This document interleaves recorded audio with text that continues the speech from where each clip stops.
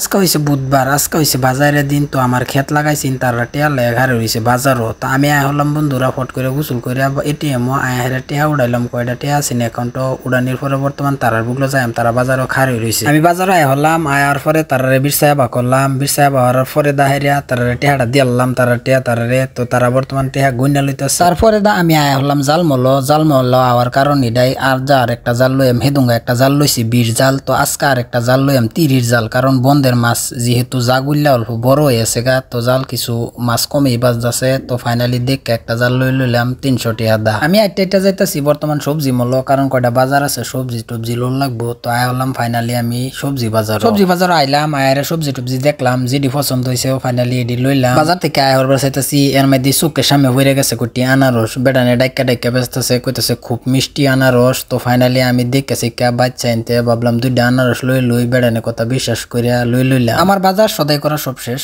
বর্তমানে আমি বাইর যেতেছি। যদি ভিডিওটা ভালো লাগে আমার পেজটা ফলো করে তুন।